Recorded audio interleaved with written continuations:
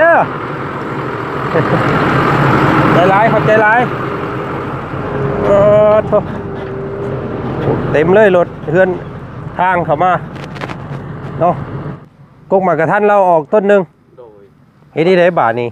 ไปห้ามให้เราเส้นห้าเราจังตัดนะคือเบิ้งเสียเบิ้งเนาะเอาเงินให้ก่อนอันนี้ยังไม่ได้แจ้งแม่เพิ่นได้นี่พี่น้องไงเนาะเอาเงินชนตัวป้าจันได้กันออกเนาะเอาไปให้เล่าเด้อก่อนก่อนเรียบร้อยเลยพี่น้องอุ้ยคือหลายกว่าเก่านี่บ่พอน้ำลาวก็ค่อยคิดว่าค่อยบ่ไหวเลยเนาะโดยมันโตนึงพี่น้องไงเนาะเอาเป็นปูนเขียวเบิดเลยพี่น้องเด้อเนาะบ่ไหวปูนแดงนี่ป้าเท่าพี่น้องไงแพงเนาะสอบละแสนกว่าขนาดปูนเขียวก็ยัง1,500 กีบโธ่ตุ๊กแกดูว่าขี้เกียมจับได้อยู่บ่นี่พี่น้องมันมึนเด้นี่เนาะเพิ่นเฮ็ดคักโพด พอทางก็จะเฮ็ดคักหลายให้ขี้เกียจเกาะแน่เนาะขี้เกียจเกาะบ่ได้เด้เนาะเฮ็ดเกี่ยงโพดตุ๊กแกเกาะบ่ได้เด้ว่าซั่นเนาะเอาพี่น้องไงเนาะกะโต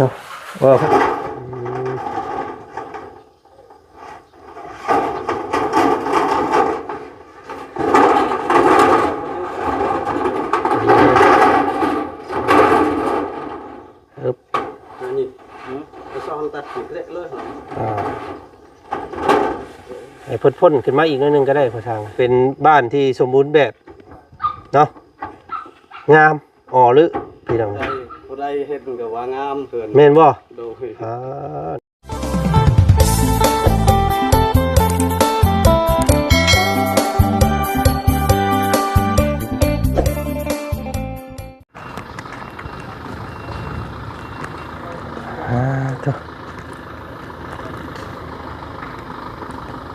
เนาะตอนนี้กับทางบ่าวจันได้สั่งหินสั่งทรายพี่น้องเลยเนาะก็ถือว่าเข้ามาฮอดจอดถึงถือว่ากกหมากกระทันเราออกต้นหนึ่งพี่น้องเลยเนาะเพิ่นเอาออกให้เป็นได้บ้างมาครบป่ะเนาะปูนกับทรายกับเฮเนาะโอเคตัวทุลักทุเลพอสมควรนะนี่พี่น้องเลยเนาะเอาเลย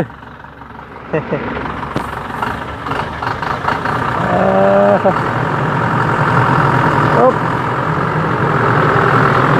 อบใจเด้อ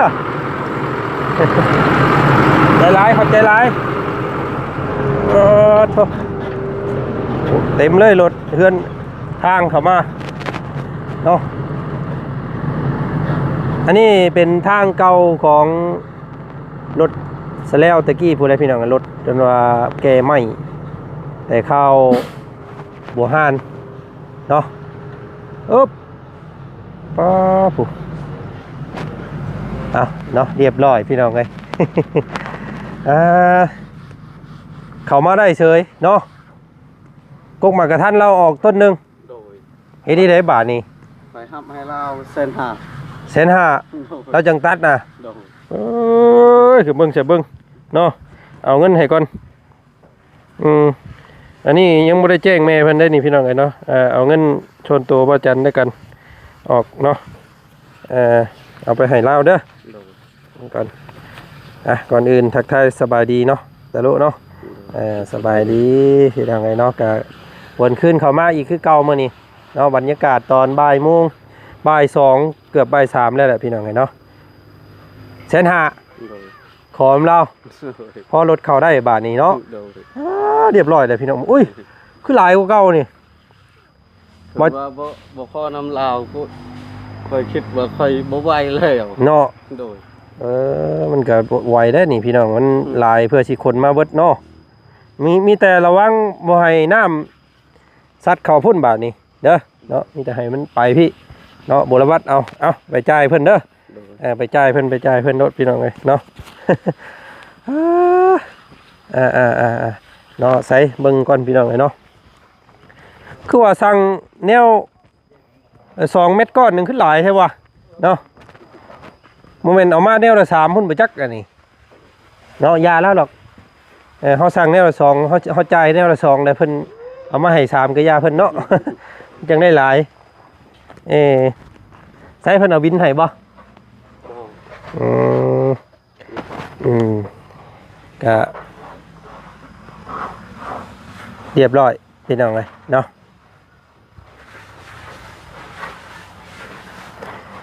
สั่งมาแนวละ2 เม็ดก้อนแล้วก็ปูนโตนึงพี่น้องเลยเนาะเป็นปูนเขียวเบิดเลยพี่น้องเด้อเนาะบ่ไหวปูนแดงนี่ป้าโทษพี่น้องเลยแพงเนาะสอบละแสนกว่าขนาดปูนเขียวก็ยัง1,500 กีบเนาะดูว่า160 กว่าบาทต่อกระสอบกระสอบหนึ่งนี่เนาะ160 กว่าบาท161 บาทผู้ได้นี่พี่น้องเลยเนาะคือสีพ่อบาทนี่เนาะ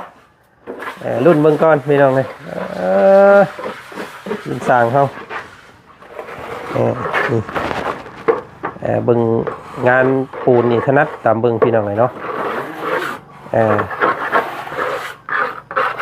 เบิ่งจากการสร้างเพิ่นสาบเพิ่นหยังแล้วก็โอ้เนียบนี่พี่น้องเลยอันนี้คือเรียบร้อยตัวนี้เนาะเจ้าตุ๊กแก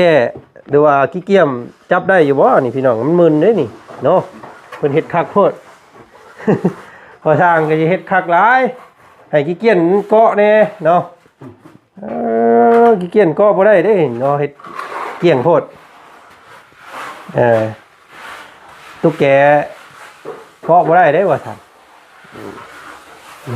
เนาะเอาพี่น้องไงเนาะก็ตัวเพิ่นสาบแบบว่าให้มันกลืนกันกับไม้อันนี้เลยเนาะแต่ก่อนไม้อันนี้มันยังพ่นออกมาอยู่นิดนึงแต่ว่าตอนนี้เพิ่นเฮ็ดเสมอก็ไม้48เลยหน้า8เนาะโอ้งามเนาะจังพ่อจังว่าน้องตะโลเราจังบ่อยากอันจุไผใช่แล้วอันนี้น้องพอสร้างแต่ว่าเนี่ยนี่บาทนึงพี่น้องแม่เพิ่นว่าทั้งนี้มันโล่งโพดเพิ่นว่าพอสร้างเลยมันโล่งโพดมันยันอันว่ายันผลพระเข้าเพิ่นว่าเนาะเฮ็ดนี่ได้บาทนี่เนาะแบบขยับเข้าให้มันจอดกันได้บ่พอสร้างง่ายออกก็บ่ไม่บ่ไม่นะก็ได้ทำติดเลยแม่นถอนออกแล้วตอกปักให้มันติดกันเลยนะตัวน่ะเฉพาะทางเดียวนั้นทางนี้ปลาคือเก่าทางนี้ปลาคือเก่าทางนี้คือเก่าได้มาออกง่ายได้อยู่พอเอาเข้าให้มันซิดกันซื่อๆนะมันต้องได้ซื้อแป้นเพิ่มได้เนาะมันขยับเข้าแล้วก็แป้นบ่พออีกแล้วนี่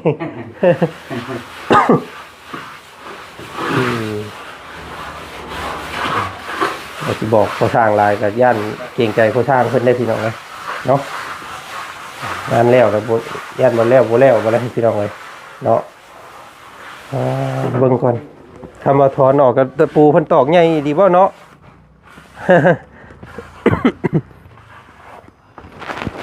ตะปูแล้วใส่2 หลอกผู้พี่น้องเลยยากเติบอยู่ดอกตอกออกมีแต่ยับเข้ากันซื้อเนาะ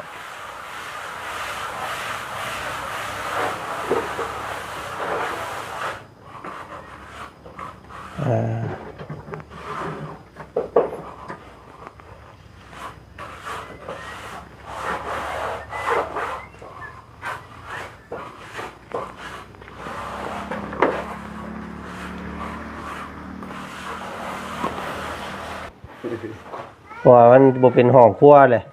ตะกี้เพิ่นว่าเห็นห้องครัวให้ว่าตะโลว่าอยากให้ห้องมันนอนบัดนี้ว่าเนาะแม่เพิ่นก็มีแต่ทางเดียวต้องอัดข้างนี้ว่าซั่นงามหลายห้องนอนเนาะแต่ว่าตาม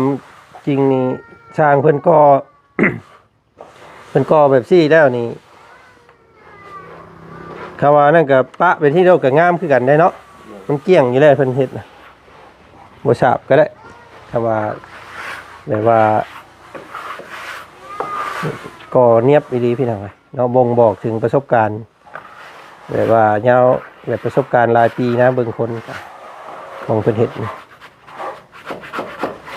นี่แต่อัดแต่ข้างเดียวนี่แหละอย่าสิอันน่ะสั่งไม้มาให้มีแต่ตะลุและออกไปเอาเด้ออยู่ห้านเก่า ว่าจันทร์สิสั่งเป็น5 แผ่นเลยเนาะยันบ่พอทั้งตัวนั้นแล้วก็ตัวนี้สั่ง5 แผ่นเด้อจักหน่อยจังออกไปเอาก็ได้หรือว่ามื้ออื่นก็ได้อ้ายไปจ่ายเงินให้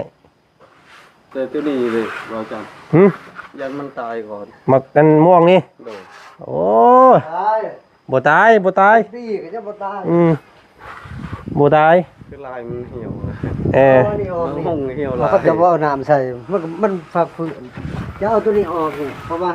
อากาศมันจะเข้าตัวหูมัน อืม เอาทุกอย่างออกด้วยทุกอย่างครับ ถุงยางแก้ออกว่าถุงยาง เดี๋วเอาเบิดเพราะว่ามันอยู่เฮิงเนี่ยห้ามันจะออกแล้วมัน บ่ตายอันนี้นะ คือเขาฟ้าเป็นปี2 ปีหมด เออ เบิด เพิ่นขายบ่เบิดก็ยังบ่เป็นหยังเนาะอืม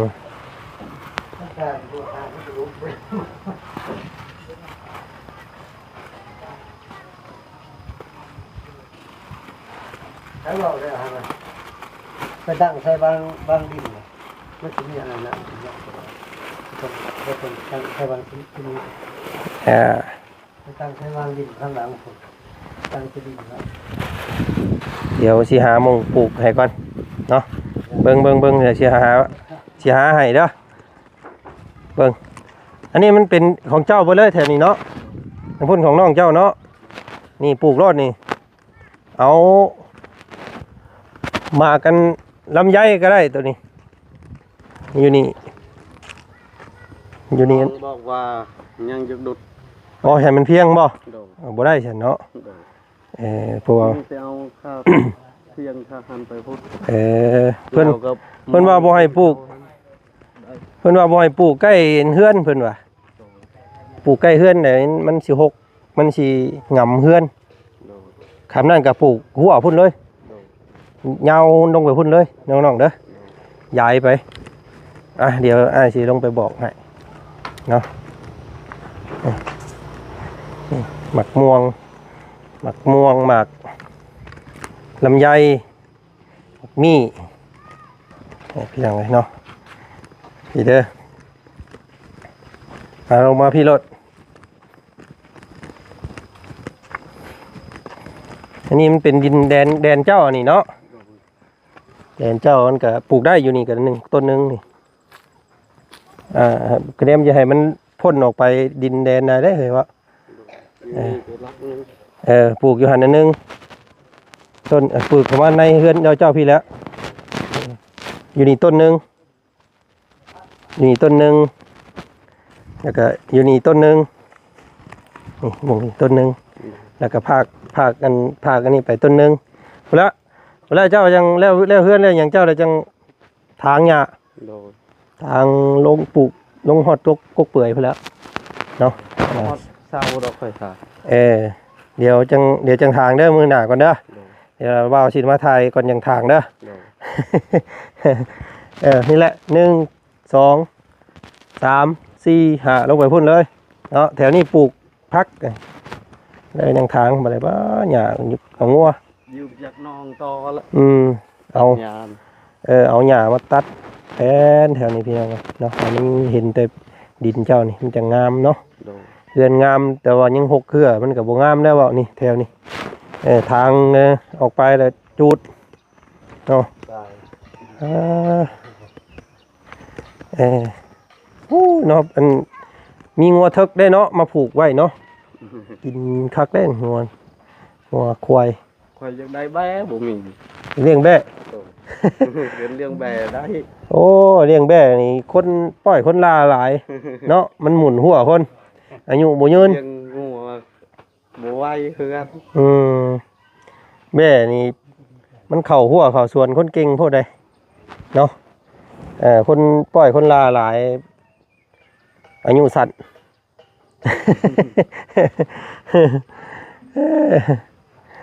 ไล่แบ่มามันก็ห่วยเนาะช้างมันก็ช่อยจุแล้วพี่น้องไอ้ช้างเราก็อยากจะช่อยจุนี่แล้วเนาะช้างเนาะ โยแล้วขึ้นเฮือนแล้วก็อยากฉลองแบ่แล้วอันน่ะช้างเพิ่นก็ได้เนาะช้างเนาะมื้อขึ้นเฮือนนี่เนาะเออพอช้างบ่ได้ถือคริสเตียนบ่เจ้าน่ะอันคริสเตียนแบบว่าศาสนาพระเยซู เยซูเนี่ย เออ ถือผี คือพี่ แต่ว่าถือผีธรรมดาเนาะบ้านเฮา คือกันกับ คือกันใช่พี่น้อยขึ้นเฮือนขึ้นซ่านก็ผูกต่อแขนได้เนาะ ได้ ก็บอกถือพระเยซูนี่แม่นเรียบร้อยแล้วพี่น้องเพิ่นเฮ็ดบ่ได้ แม่น มีแต่นั่งอวยพรพระเจ้าอย่างเดียว คือพระเยซูบ่มีม่วนกับหมู่ กินเหล้ากินเบียร์ก็บ่ได้ โดย เนาะ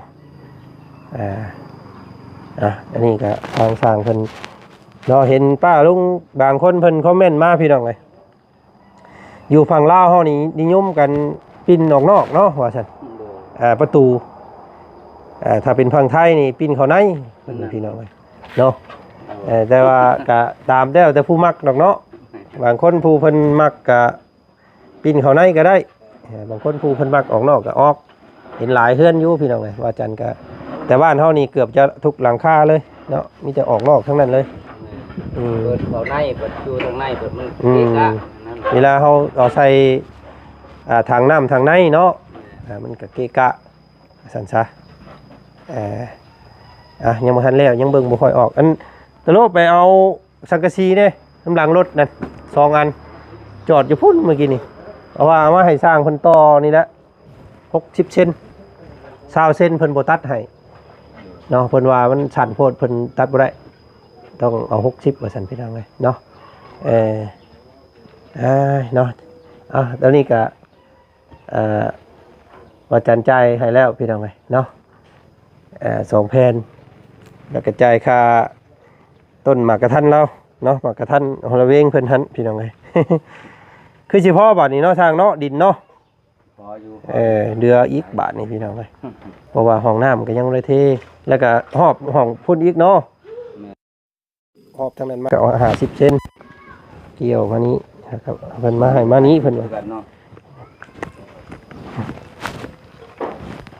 พอแน่แต่อันนั้นแหละพอสร้างไง ได้50กันเนาะ 50มาเลยรถตรงมานี่ตรงมาเลยพอเนาะตั้งแต่ทวนเฮือนพุ่นแหละเนาะจืดตับพอนี่เทเป็นช่องตะลุบเอาตัวนั้นให้มันเป็นตัวเฮือนตะลุบหนึงตัวนี้ให้มันเทอันบางลงก็ได้เตียงอย่างนี้ตัวกว่าเทได้รับนี่เด้อนั่นแม่เพิ่นคอมเมนต์มาว่าสิเทเพียงอันว่าดินบล็อกเลยบ่เพิ่นว่าเนาะป้าโตเทเบิดหันเบิดปูนเพิ่นแม่นง่ายพี่น้องไอ้เนาะก็สิให้ตะโลเพิ่นปรับก่อนเนาะส่วนดินส่วนอีหยังเข้าก่อน ดินน้ำกระชายน้ำใส่ ดินกับทรายปรับให้มันได้รับเพียงนั่นแหละเนาะเฮ็ดนี่ได้ก็ได้บ่ให้แต่น้ำขังตารางเฮือนว่าซั่นซะเฮ็ดขังน้ำ แต่น้ำแต่ค่อยเทนี่ให้ทางนี้มันลำตามอันมันต่ำนิดนึง เวลานั้นให้มันน้ำไหลทีเนาะฝนตกฝนหยังน้ำมันจังบ่อังตารางเฮือนสร้างเพิ่นละเอียดพี่น้องเลยเนาะงามหลายลึต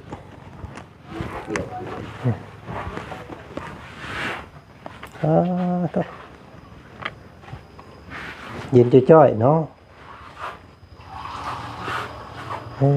จังพอเราจังอยากได้พี่น้องพอเราจังกันว่า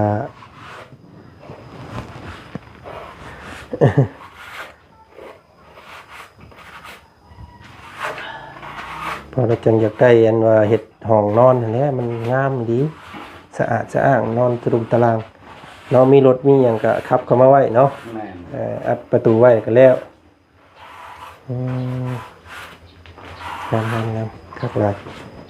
งามยิง น่าให้ทุกคนเซ็นราคาอยู่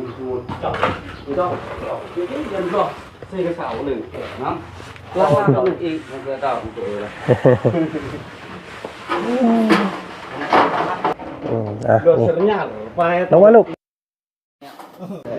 นี่นะลงตารางไป ลูกไปก็ได้ได้บ่ ลงมาลุมพี่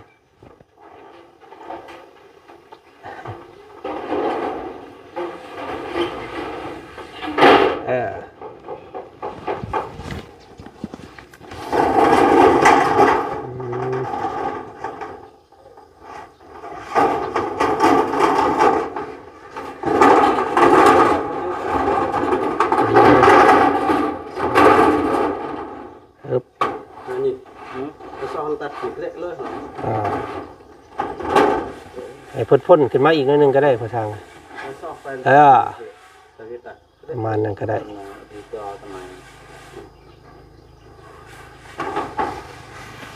ได้แล้วอันก็ได้ห้องน้ำ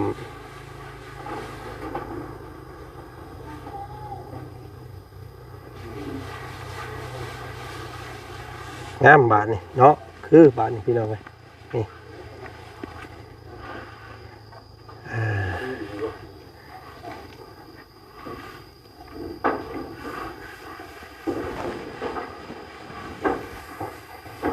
นี่เนาะเมื่อเพิ่นก่อขึ้นไปสุดแล้วก็มันก็สิเป็นลักษณะแบบคล้ายๆห้องน้ำนั่นแหละว่าซั่นซะเนาะห้องน้ำติดเฮือนห้องน้ำติดเฮือนเนาะก็โอ้ยพี่น้องไงเนาะดีใจน้ำน้องเพิ่นเนาะได้เฮือนงามดูลาเลยพี่น้องไงเนาะแปลว่านี่มันเป็นคล้ายๆแบบอันน้องตะโลเพราะว่าลงมาก็จะนอกอันขึ้นไปค้ำประตูไว้เนี่ยขึ้นไปค้ำไว้ขึ้นไปค้ำไอ้อันเห็นมันเห็นทรงมันนี่ ตัดเลยบ่ บ่ค้ำอันน่ะใส่อันนั้นมันน่ะ ละ กระบ่ โอ้ยค้ำใส่ล็อกมันไว้น่ะค้ำให้แม่เพิ่นเบิ่งนี่นะว่าเมื่อย่อมอันน่ะเมื่อทาสีขอบวงกบแหละเป็นนี่ใดนะนี่พี่น้องเลย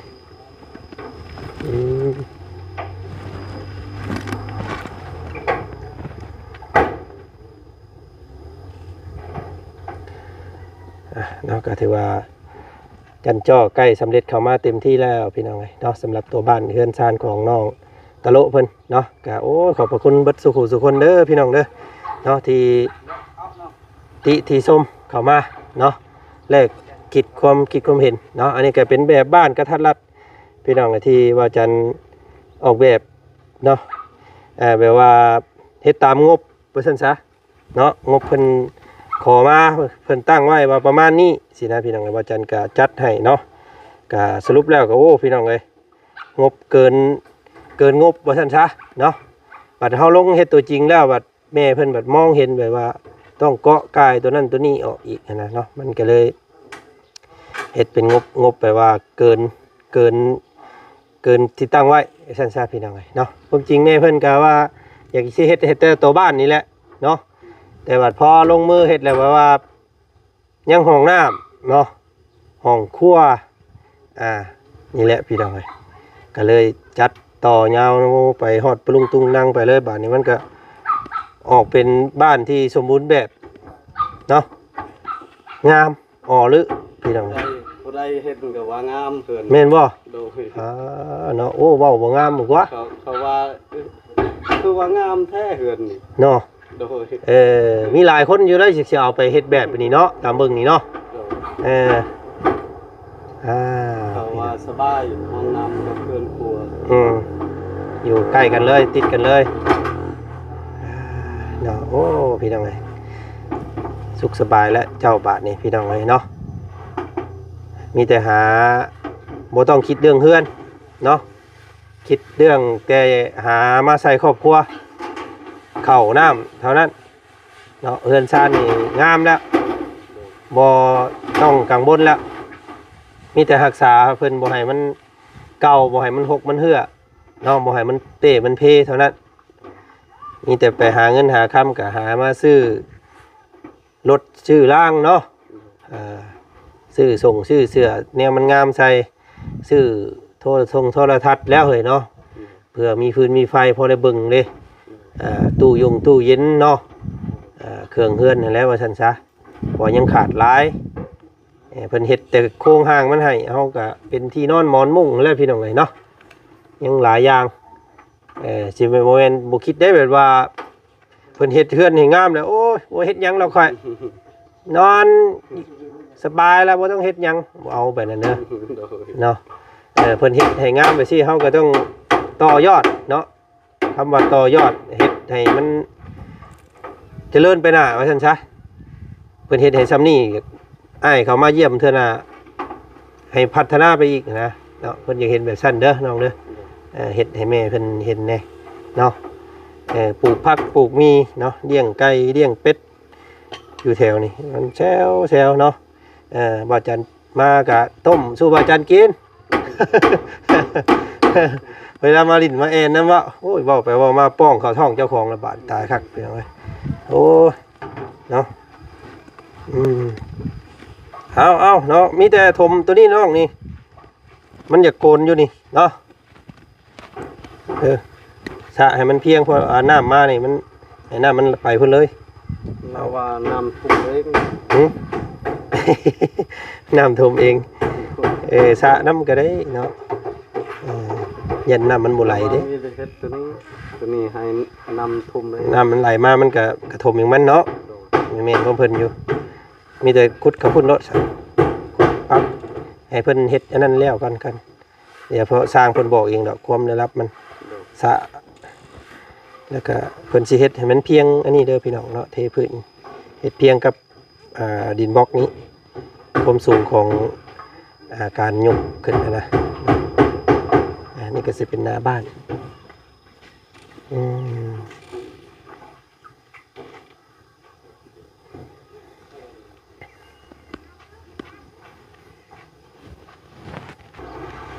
สะน้องมื้อนี้มีแต่สำนี้ก่อนสะน้องเด้ออ้ายสิเดินทางไปครอบครัวอื่นต่อก่อนเนาะสิไทยแต่เจ้าเบิดมือเบิดเว้นกะผู้บางคนเพิ่นก็โอ้ยว่าซั่นเนาะไปทางอื่นแน่เนาะให้อ้ายไปทางอื่นนำแน่แล้วก็อยู่นี่ก็3คลิปเด้มื้อนี้เดี๋ยวมื้ออื่นเช้ามาแต่เช้าอีกเนาะมีแต่ให้สร้างเพิ่นจังได๋เพิ่นก็ลากลับบ้านนี่พี่น้องเอ้ยเนาะช่างมื้อนี้เมื่อป้าก่อนเด้อมื้อนี้เด้ออันโมเมนต์เมื่อป้าอัน ไปทางอื่นป้าก่อน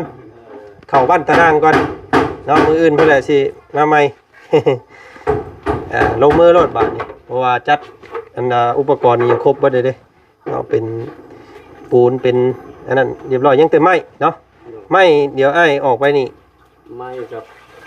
ประตูประตูเดี๋ยวน้ำหลังก็ได้ มือน่ะโอ้ลืมนี่พี่น้องเนาะมีไม้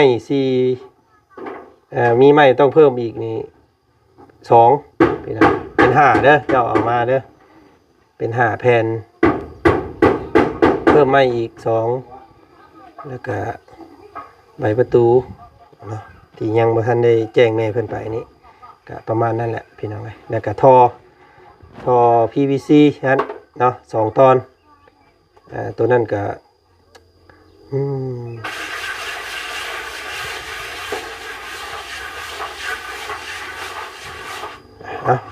เพิ่นเฮ็ดตัวนี้ไปก่อนเพราะว่าบ่จันอยู่อีกดนอยู่เนาะประมาณวันศุกร์พุ่นน่ะสิเมื่อสิได้เข้ามาเรื่อยอยู่ดอกเนาะ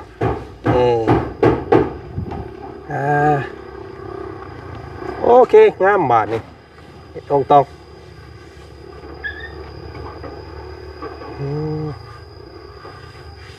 ยันแต่ดินบล็อกกันแล้วบ่พอ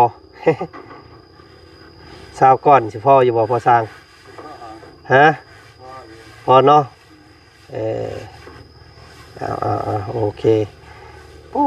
เนาะสีมือยอดเยี่ยมดีพอสร้างนี่พี่น้องเลยเนาะคักหลายงามยิงเนาะขอบพระคุณทางสร้างแล้วก็ขอบพระคุณทางเมย์เนาะใจดีเมย์ใจบุญเนาะพี่น้องเนาะที่มอบทุนมอบพรให้ทางวาจันได้โซสีไม้ลายมือเนาะวาจันก็ได้แต่ออกแบบออกแผนเนาะถ้าบ่มีงบถ้าบ่มีปั ปัจจัยซื้ออุปกรณ์อันงามใส่ก็ออกมาบ่งามคือเก่าแล้วพี่น้องเนาะก็ขอบพระคุณเบิดทาง FC แล้วก็ทางเมใจดีเด้อเนาะอยู่ดีมีแฮงให้เจ้าร่ำเจ้ารวยพี่น้องเนาะให้เป็นท่านที่ทำแก้วท่านไปแล้วได้ขึ้นคือเก่าท่านมือเศร้าให้ไหลเข้ามือแรงได้ไหมเด้อเนาะก็ให้มีแต่อายุสุขขังพลังมันยืนพี่น้องเนาะไปทางบ่จันขอตัวก่อนคลิปนี้เจอกันใหม่อีกคลิปหน้าเด้อเนาะคลิปนี้สำบายดี